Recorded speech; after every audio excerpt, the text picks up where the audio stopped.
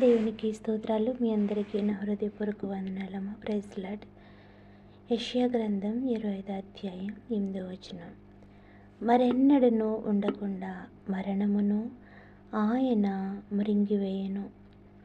ప్రభువైన యెహోవా ప్రతి వాని ముఖము మీద బాష్పబిందువులను తుడిచివేయును. భూమి మీద నుండి తన జనుల నిందను తీసివేయును. ఇలాగున జరుగునని యెహోవా సెలవిచ్చుచున్నాడు. దేవునికి స్తోత్రం. హల్లెలూయా. ఈ ఉదయకాల సమయంలో దేవాదేవుడు మనతో మాట్లాడుతున్న మాట ఏంటంటే, మరెన్నడను ఉండకుండా మరణమును ఆయన మృంగివేస్తానని, అలాగే ప్రతి వాని ముఖము మీద బాష్ప బిందువులను ఆయన తుడుస్తానని, అలాగే భూమి మీద నుండి తన జనుల నిందను తీసివేయులాగున ఆయన కృప చూపుతానని ఈ ఉదయకాల సమయంలో దేవాదేవుడు మనతో మాట్లాడుతున్నారండి. ఈ మాటలు యెషయా గ్రంథం 25వ అధ్యాయం 8వ వచనం. యూదులకి, ఇజ్రాయెల్ ప్రజలకి దేవాదేవుడు మాట్లాడుతున్నాడు. వాళ్ళకున్న సమస్యలు, వారికున్న బాధలు, వారికున్న కన్నీటిని, అలాగే వారిపై ఉన్న నిందలను తీసివేస్తానని అప్పుడు దేవాది దేవుడు యూదులకి, ఇజ్రాయెల్ ప్రజలకి వాగ్దానం చేస్తున్నాడు. అప్పుడు వాళ్ళు అంటండి, ఎన్నో శ్రమల్లో ఉన్నప్పుడు, ఎన్నో బాధలు కొలిమిలో కాలిపోతున్నప్పుడు వాళ్ళందరూ దేవుడికి ప్రార్థన చేశారంటండి. ప్రార్థన చేసి ఎలా ప్రార్థన చేశారంటే, యెహోవా నీవే నా దేవుడవు, నేను నిన్ను హెచ్చించెదను, నీ నామమును స్తుతించెదను. వారికున్న సమస్యల్లోని, వారికున్న బాధల్లోనూ కూడా ఆయన ఎలా స్తుతించారంటండి, నీవే నా దేవుడవు, నేను నీ నామమును స్తుతిస్తాను, నీ నామాన్ని హెచ్చిస్తాను. నువ్వు అద్భుతములు చేసే దేవుడువు, నువ్వు సత్యాన్ని నీ స్వభావంగా మార్చుకొని మమ్మల్ని అందరినీ చక్కని మార్గంలో నడిపించే దేవుడువు, నీ ఆలోచనలన్నీ, నీ ప్రణాళికలు, నీ ఉద్దేశాలు మా పట్ల నెరవేర్చే దేవుడువు అని ఆయనని ఎంతో గొప్పగా కొనియాడుతున్నారండి. పాడైపోయిన పట్టణాలను నువ్వు బాగు చేయగల దేవుడువు. నగరాలు, ఏదైనా దేశాలు కూడా పాడైపోయినవి కూడా నువ్వు మరలా కట్టబడే శక్తి గల దేవుడువు. నువ్వు ఎంత భయంకరమైన గాలి వానొచ్చినా కానీ, నీ బిడ్డలకి హాని కలిగించాలని వచ్చినా కానీ, నువ్వు నీ బిడ్డలో గనక నిన్ను ప్రార్థించినప్పుడు వాళ్ళందరికీ నువ్వు సమీపంగా ఉండి వాళ్ళని కాపాడే దేవుడువు.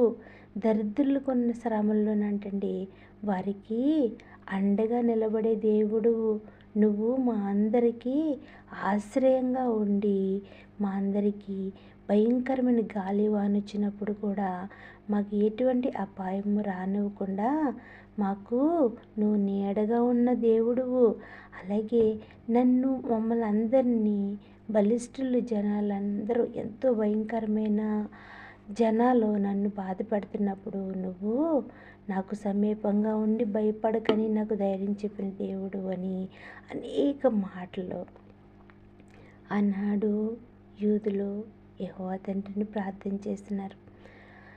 ఈ దినాన్ని దేవుడు మనతో మాట్లాడుతున్న మాట ఇప్పుడు మనకి ఎలా వర్తిస్తుందంటే, మనకున్న సమస్యలు, మనకున్న ఇబ్బందులు, మనకున్న కన్నీటిని ఆయన చూచిన దేవుడు ఆయన తుడుస్తానని వాగ్దానం చేస్తున్నాడండి. మనము గనక ఆయన నిజంగా నీవే దేవుడువని, నువ్వే గొప్ప దేవుడువని, నీ నామం స్తుతింపబడిన నామం అని ఆయన్ని మనం కొనియాడి, ఆయన్ని పూజించి, ఆయన్ని ఆరాధించినప్పుడు మనకున్న బాధలు, మన కన్నీటి బాష్ప బిందువులన్నిటిని తుడిచి మనల్ని ఆయన కాపాడే దేవుడని వాగ్దానం చేస్తున్నాడండి. ఆనాడు ఇజ్రాయెల్ ప్రజలకి ఆయన గొప్ప కార్యములు చేశాడు. ఆయన మోయాబు అనే భయంకరమైన శ్రమల నుంచి వాళ్ళని కాపాడారు. ఎందుకంటే వాళ్ళంటండి ఎంతో భయంకరమైన శ్రమలు అంటండి. ఈత కొట్టడానికి గోదావరిలోనని ఏదైనా కాలాల్లో అయినా పిల్లలు చూసారా, 2 చేతులు ఇలా పెద్దగా ఈతగండ్లు కూడా మన స్విమ్మింగ్ చేసినప్పుడు వాళ్ళ కాంపిటీషన్స్లో కూడా చాలా స్పీడ్గా చేతులు ఇలా పెద్దగా చాపేసి ఇలాగా నీటిని కొడతా ఉండి ఎదురుకి వెళ్తూ ఉంటారండి. అంత చేతులు చాపి అంత భయంకరమైన శ్రమలు వాళ్ళ మధ్యన వచ్చినప్పుడు కూడా వాళ్ళు ఎన్ని పన్నాగాలు చేసి ఎన్ని తంత్రాలు చేసి వాళ్ళని నాశనం చేయాలనుకున్నా కానీ దేవుని హస్తం అంటండి వారిని నమ్ముకున్న బిడ్డల్ని విడిచిపోలేదంటండి. విడిచిపోకుండానే ఎవరైతే చేతులు చాచుకుని తన బిడ్డలకు పోయి వస్తున్నారో వాళ్ళని ఏం చేశాడంటండి, 10వ వచనంలో చూద్దాము. యెహోవా హస్తం ఈ పర్వతం మీద నిలిచెను, పెంట కుప్పలలో వరిగడ్డి తొక్కబడినట్లు మోయాబీలు తమ చోటనే త్రొక్కబడదు. దేవునికి స్తోత్రం. ఆయన బిడ్డల్ని ఎవరైతే నాశనం చేయాలనుకున్నారో దేవుడు అంటండి వరిగడ్డ అంటే తెలుసు కదండి, దాన్ని అంటండి ఒక పెంట కుప్పలో వేసి తొక్కేసినట్టు వారికి మీద పడ్డ వారిని అలా తొక్కేస్తానని చెప్తున్నారండి.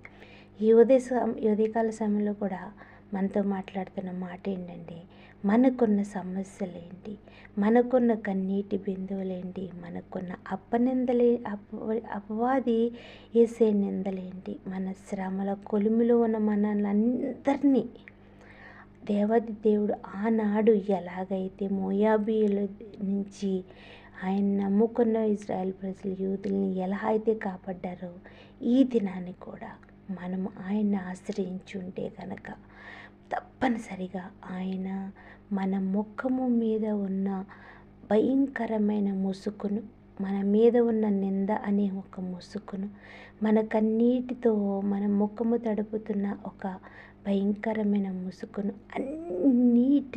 అన్నిటిని ఆయన తీసివేసి మనల్ని ఇంత భయంకరమైన శ్రమలు మోయాబీలు పెట్టిన హింసలు అన్నిటి నుంచి మనల్ని కాపాడి మనల్ని ఆయన బిడ్డలుగా సేకరించి మనకున్న ప్రతి అవసరత అక్కరత ఆయనకి తెలుసు. మనం ఆయన తప్పనిసరిగా అడిగితే మన పట్ల ఆయన కృప చూపించి ఆ దినాన్ని ఇశ్రాయేలు ప్రజలు ఎంత గొప్ప మేలు చేశాడో, ఎన్ని సమస్యల్లో నుంచి లేవనెత్తాడో, ఆయనని వాళ్ళు స్తుతించినప్పుడు మనము కూడా ఆయనని మనం స్తుతించి హృదయపూర్వకముగా ఆయన సన్నిధిలో మనం ఉండి ఆయన కృప కోసం మనం కనిపెట్టుకోవాలండి. కనిపెట్టాలి ఆలస్యం అవుతుందని మనము దిగులు చెందకుండా మనము ఎదురు చూసినప్పుడు మన పట్ల ఆయన గొప్ప కార్యం చేసి మనపై ఉన్న ప్రతి ముసుగు, కష్టమనే ముసుగు, కన్నీటనే ముసుగు, వేదన అనే ముసుగు, నిందలు అనే ముసుగు, మనకున్న ప్రతి ముసుగుని తీసివేసి మనల్ని అందరినీ ఆయన సంరక్షిస్తానని వాగ్దానం చేసి ఉన్నాడు. ప్రతి దినము ఆయన సన్నిధిలో మనకున్న ముసుగు, అయ్యా ఇదిగో యేసయ్యా నా పట్ల నా ముసుగుని తీసివేయని ఆయన సన్నిధిలో ప్రార్థిస్తే గనక తప్పనిసరిగా ఆయన ఆనాడు చేసిన దేవుడు ఇప్పుడు కూడా చేస్తాడండి. కానీ ఎందుకు బైబిల్ గ్రంథంలో ఇలాంటి వాక్యాలు రాయించారంటే, ఆనాడు ఎలాగైతే వారికి కొన్న నిందలను ఎలా తీశానంటే, వారు నన్ను అనుసరించి వాళ్ళు నన్ను మనస్ఫూర్తిగా అడిగినందుకు నేను చేశాను. అలాగే మీరు కూడా ఈ దినాన్ని నన్ను అనుసరిస్తూ నన్ను అడిగితే తప్పనిసరిగా మీ చెంత నుండి మీకున్న ప్రతి అవసరం అవసరత, సమస్య నేను తీర్చడానికి సంసిద్ధుడిగా ఉన్నానని ఆనాడు జీవగ్రంథంలో రాయించి ఉంచారండి. ప్రతి దినము ఆయన సన్నిధిలో ప్రార్థన చేసి ఆయన కృప కొరకు కనిపెట్టుకుని ఆయన ఇచ్చే మేలులు మనము పొందుకుని తృప్తిపరిచేవాడిగా ఉందాము. దేవుడిచ్చిన కొన్ని మాటలు దేవుడు దీవించునుగాక.